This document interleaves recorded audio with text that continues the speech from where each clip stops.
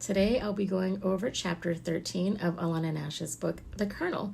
Chapter 13 is titled Friendly Persuasion, Moguls, Military Men, and Mobsters. Tom Parker may have later claimed a limited contact with Elvis while he was in Germany, but he actually wrote to Elvis almost every day, updating him on efforts to keep his name popular and boost his morale. Parker said Elvis's 1958 income would exceed 1957, including $3 million in souvenir sales, and told him about new deals with Paramount and 20th Century Fox. He even scripted a thank you telegram for Elvis to send to Buddy Adler at Fox. For GI Blues, Hal Wallace agreed to pay Elvis $175,000, $75,000 more than King Creole and $150,000 above his original contract rate. Wallace and Joe Hazen also offered 3 more films at $125,000, $150,000, and $175,000, plus 7.5% of gross receipts after costs were recovered. At 20th Century Fox, Parker secured $200,000 for one film, $250,000 for a second, and a 50-50 profit split after expenses. The new Paramount contract eased Parker's resentment over Elvis's original deal. In a letter to Elvis and Vernon, Parker said they no longer had to beg Hal Wallace for small raises. He was especially proud that Elvis now had profit participation with both studios, which he saw as proof that Elvis's movie career was still moving forward. Elvis thanked Parker for securing the Paramount and Fox deals, then joked about his army service. "This sure is a long tour you sent me on." He also teased Parker that the commissions were small on this particular engagement. Parker's new movie deals energized him, but Joe Hazen strongly disliked him and could barely hold it in from telling him so. He once wrote to Parker sarcastically praising Parker's nerve after he tipped a Las Vegas bellboy with sandwiches he had taken from the Paramount commissary instead of giving him money. Hazen's resentment deepened after Parker got Paramount to buy 500,000 photos of Elvis in uniform for promotion, saying it was to give Elvis some additional income. Parker had them printed by his friend Clyde Rinaldi and charged Paramount 3 cents per photo, even though the going rate was about half a cent. When Hazen confronted Parker over his money-making tactics, Parker became defensive and sarcastic. After a long dispute over money, he jokingly wrote, "I am sure that both of you will agree that I have endeavored to stay away from you as much as possible in bringing this to its conclusion. In the meantime, I am very happy that my connection with the Salvation Army in the South is strong. As you know, they always have kettles in the street during Christmas. It is with great anticipation that I can look forward to not having to share whatever I may get out of these kettles with my associates." Then he signed it, "You know who." Wallace usually responded cautiously to Parker's insults because he feared losing him, despite their binding contract. Parker sensed that weakness and teased Wallace more than Hazen.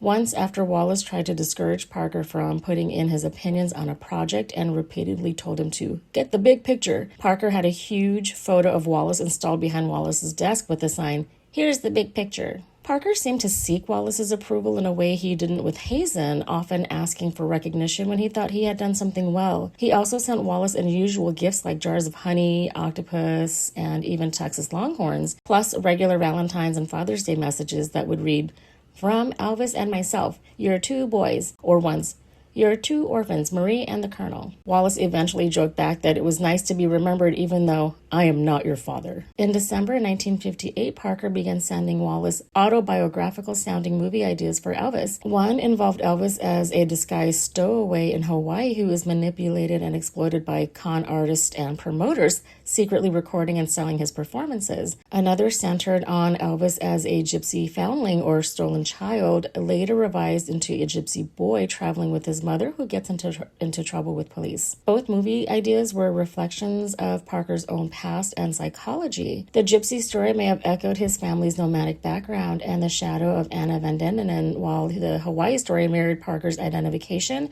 with Elvis and his awareness of how promoters could reshape and exploit an artist. Wallace rejected both plots, but his interest in a Hawaiian setting helped lead to Blue Hawaii. Parker's movie idea reflected his real conflict with RCA. Bill Bullock had offered to fly Elvis and 4 friends to Nashville for 3 days of recording, but Parker refused. Steve Scholes even offered to send Parker to Germany to supervise a session, and Parker, who never turned down anything free, still said no. He insisted RCA should space Elvis's singles about 20 weeks apart to avoid flooding the market. His refusal to visit Germany fueled RCA rumors that he had citizenship problems. But Parker had gone out of the country before. After Eddie Arnold performed in El Paso, Texas, Parker had crossed into Mexico, but only because he had a U.S. Marshal with him. But when Eddie Arnold performed in major Canadian cities, Parker suddenly claimed illness and sent Gabe Tucker instead. He did travel to Canada with Elvis in 1957, appearing in press coverage from Toronto, Ottawa, and Vancouver, though Bitsy Mont and Tom Diskin were more visible at Elvis's side. Parker's unusually low profile reminded Byron Raphael of Parker's claim that he had money hidden in various places around the world. When Raphael asked how that happened, Parker told him there was a financial pipeline from Canada to the Cayman Islands that avoided the IRS. Raphael believed promoters Oscar Davis and Lee Gordon may have helped by legally depositing Parker's share of the Canadian tour earnings into foreign bank accounts. Parker still refused to risk traveling to Europe, and when Elvis needed to sign important papers in Germany, Parker asked Judy Gay, daughter of Connie B. Gay, to carry them. Her father knew about Parker's illegal status, but told Judy that Parker simply feared flying. Judy declined, so her father's secretary made the trip instead. For 2 years, Parker stayed in the U.S. while others met privately with Elvis in Europe, which made him uneasy. Gene Aberbach and Freddie Beanstalk visited Elvis in Paris, and in August 1959, Hal Wallace went to Bad Nauheim, Germany for GI Blues location work. Wallace invited Parker to come with him on the steamer, but Parker repeatedly declined. Beanstalk later said people found Parker's absence strange, but no one questioned him directly. Connie B. Gay may have been trying to help Parker with his passport problem by introducing him to influential politicians. Parker focused on Senator Lyndon B. Johnson and in fall 1959 arranged a free Eddie Arnold performance for Mexican President Adolfo Lopez Mateos at LBJ's ranch. Parker's real goal was political access and the chance to be photographed with Johnson and former President Harry S. Truman. Parker's connection with LBJ grew into a 9-year correspondence with Johnson and his family. Parker even inducted LBJ into the Snowmen's League. Johnson soon told Parker to call him anytime as a friend. In 1959, Parker and Marie traveled to Hawaii, where Marie became ill with diverticulitis after reading Raw Pineapple. Parker also used the trip for business, meeting H. Tucker Grants of the USS Arizona Memorial Committee. He offered Elvis for a benefit concert supporting the memorial for the 1,177 sailors killed at Pearl Harbor. With Grants' support, Parker went to Washington in September 1959 and met at the Pentagon with E.J. Cottrell, his Army liaison. Cottrell later visited Elvis in Germany, reporting that he was homesick but doing well. He also arranged for Elvis to be credited on a recruitment article for This Week, later reprinted as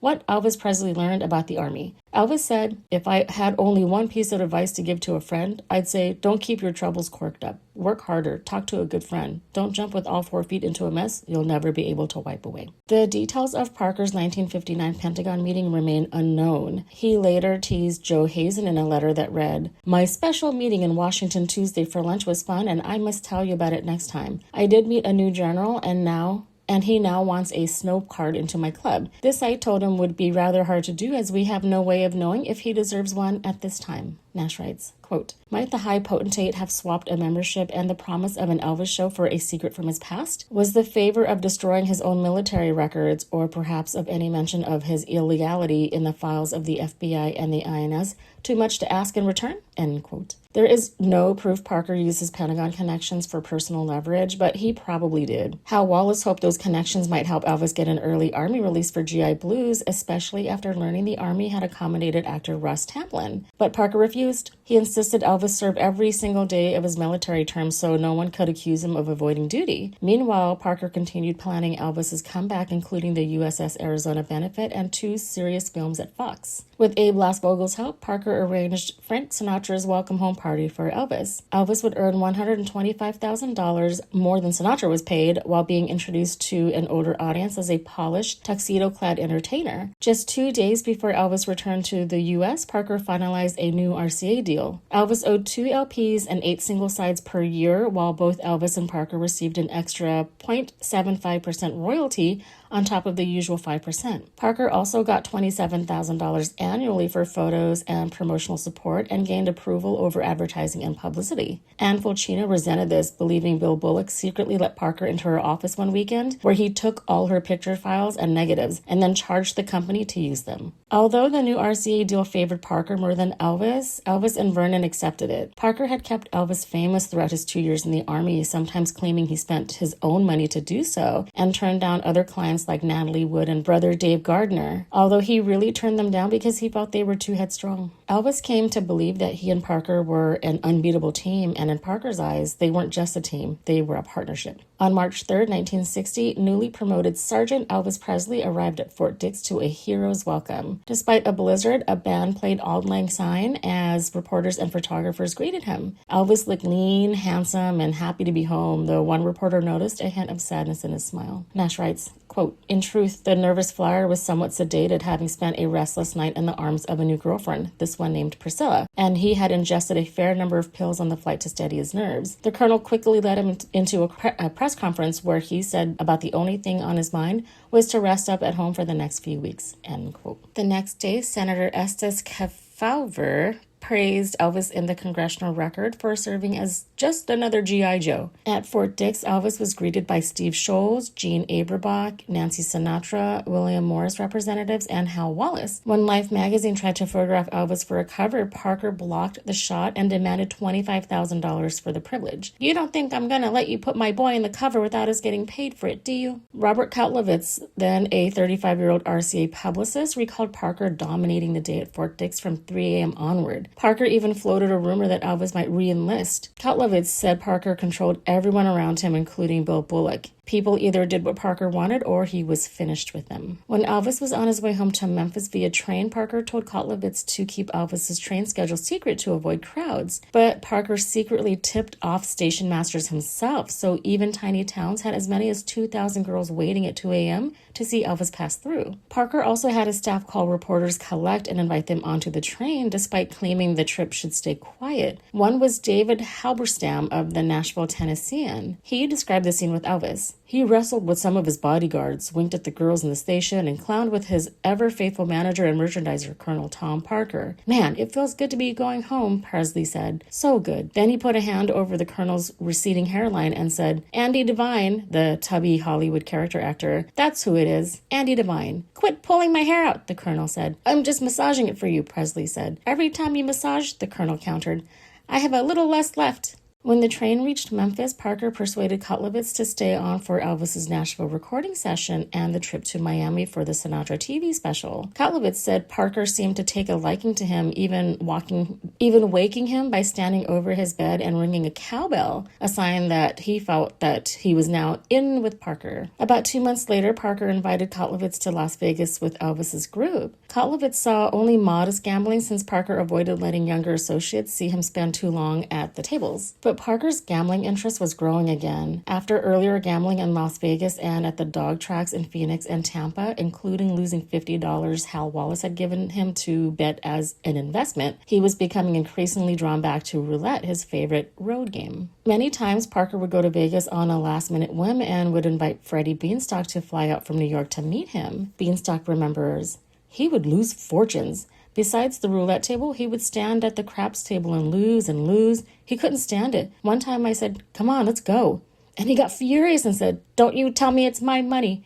I never said anything anymore." Julian Aberbach says, "I think the reason for his gambling and going to Vegas was primarily to look like a big shot. That's the way they treat the high rollers, and that is the way they get them." Parker wanted connections with Las Vegas power players, especially as his gambling increased. Through Hershey Martin of William Morris, whom he knew from Elvis's 1956 New Frontier engagement, Parker sought an introduction to Jack Entratter, co-owner of the Sands Hotel. Entratter booked top acts for the Copa Room and sometimes paid performers partly through their contract and partly with extra money intended for gambling. By the early 1960s, the Sands Hotel was reportedly controlled by about 16 organized crime groups. Parker sought relationships only with top figures, including Entratter at the Sands and Wilbur Clark at the Desert Inn. Entratter's friendship with Frank Sinatra helped establish the Rat Pack at the Sands, and Parker sometimes dined there with Sinatra himself. Parker increasingly visited Las Vegas, which Elvis also enjoyed, but carefully kept Elvis from being photographed with known mob figures. Milton Prowl was the exception because Parker viewed him as useful protection from more dangerous mafia figures who might demand money or performances. Elvis even spent his 27th birthday in Vegas with Prowl. Parker otherwise avoided visible mob associations, having seen the damage such ties caused Frank Sinatra.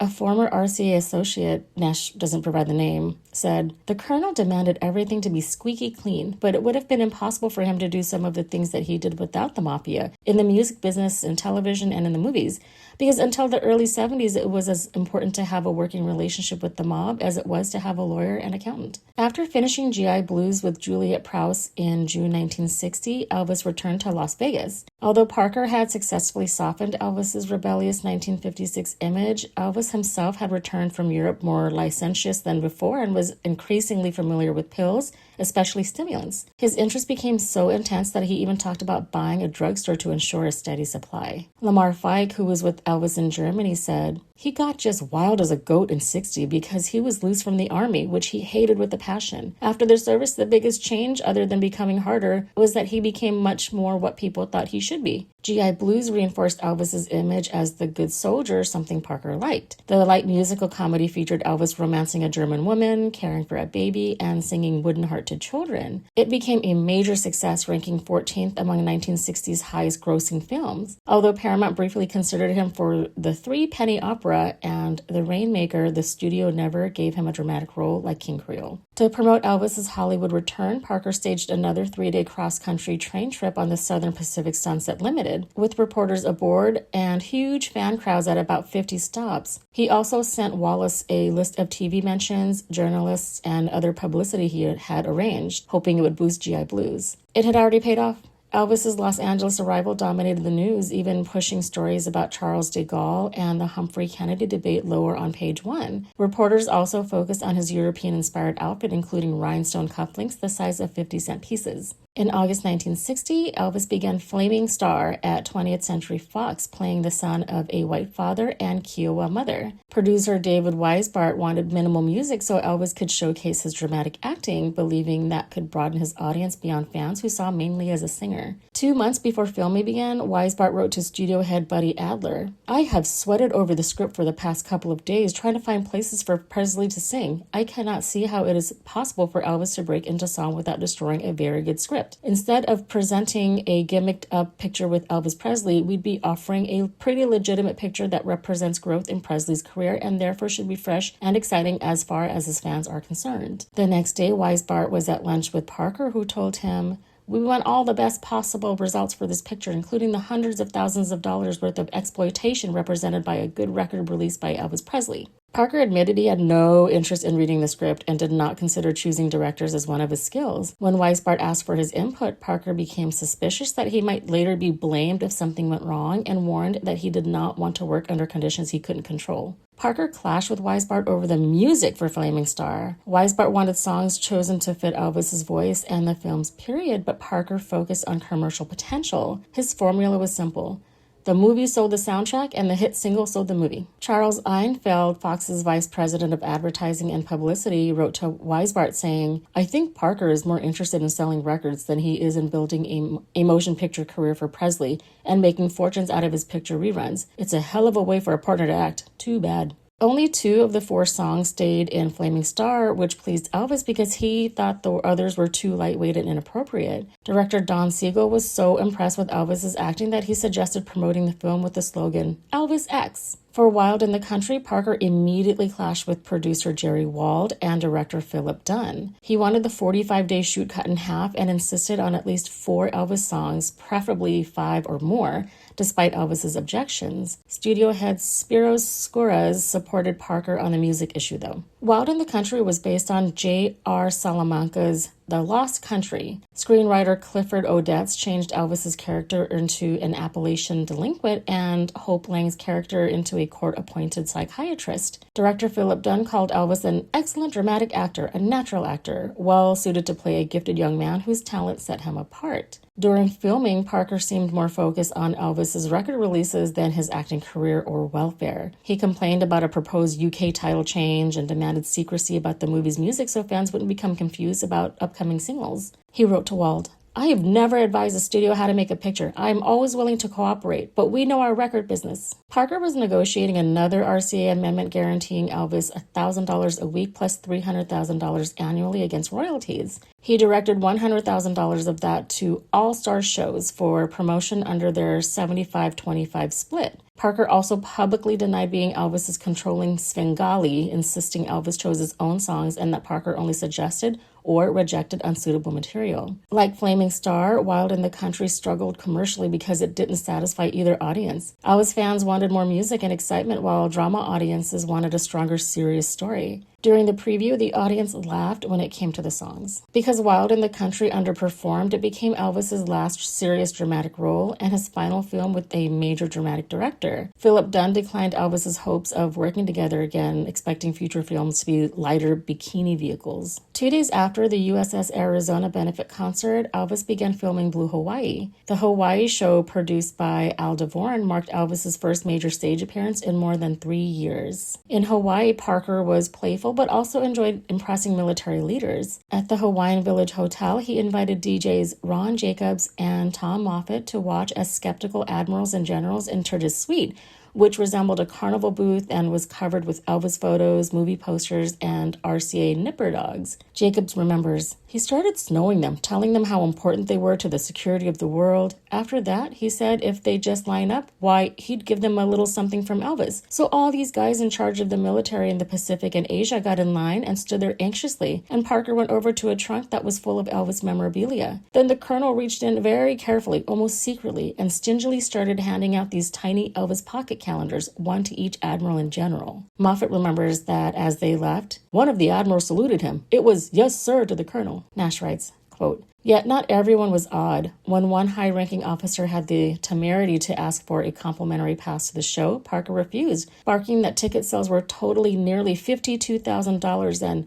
every penny must go to the fund. Why, even he and Elvis were buying their own way in. But then the colonel got a glint in his eye and reconsidered, purposely seating the admiral between the black chauffeur he'd been assigned and a Navy seaman who had just joined up. To have such authority figures under his thumb, aggrandizing him and soiling themselves in public in one fell swoop, apparently brought the colonel supreme joy." End quote. Parker had booked Minnie Pearl for the performance, and she was stunned by the intensity of Elvis's fame when 3,000 screaming women greeted him in Honolulu. The next day, while everyone relaxed on Waikiki Beach, Elvis stood alone on his penthouse balcony watching them. Pearl realized that his fame had effectively made him a prisoner of his own popularity. Before Blue Hawaii, Hal Wallace told Parker that Elvis needed to look lean, fit, and deeply tanned for filming. He specifically asked Parker to make sure Elvis watched his weight and even suggested using a sun lamp. Blue Hawaii followed the successful GI Blues formula and became an even bigger hit, easily earning back its $2 million budget. Its success locked Elvis more firmly into lightweight musical films and hurt his chances of returning to serious acting. It was also the first of 7 Elvis films directed by Norman Taurog. With the film, Wallace perfected the Elvis formula: an exotic location, romance, and 14 songs, 3 more than GI Blues. After 1960, most Elvis movies were built primarily around his star persona rather than challenging roles, because studios knew his name alone could sell tickets. Wallace summed it up: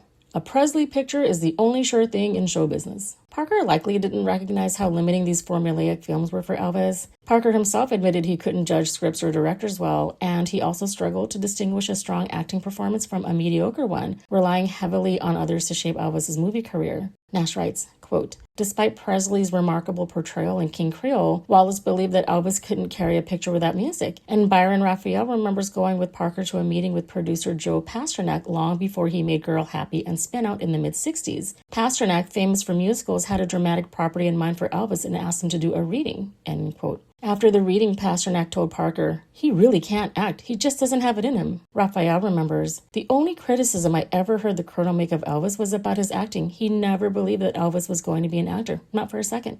And Parker stood firm on this. He believed successful management meant trying many ideas until one worked. It doesn't matter if you do 10 stupid things as long as you do one smart one. His smart move was keeping Elvis in the safe, profitable musical formula that guaranteed steady Hollywood work. Blue Hawaii began a new 5-picture deal with Hal Wallace, $175,000 each for the first 3 films and $200,000 each for the final 2. Elvis was frustrated by the heavy movie schedule because he wanted time to tour Europe and record non-soundtrack music, especially more operatic songs like It's Now or Never. But after the USS Arizona concert, Parker preferred keeping Elvis off the road to avoid overexposure with personal appearances, and drive fans to the movies. Parker was increasingly putting his own interests ahead of Elvis's artistic goals. He preferred Hollywood because it gave him far more power and control than if Elvis were concert touring. He blocked studios and even William Morris from dealing directly with Elvis and effectively acted as the gatekeeper on Elvis's films. By this point, he had secured a 2-picture Mirisch Brothers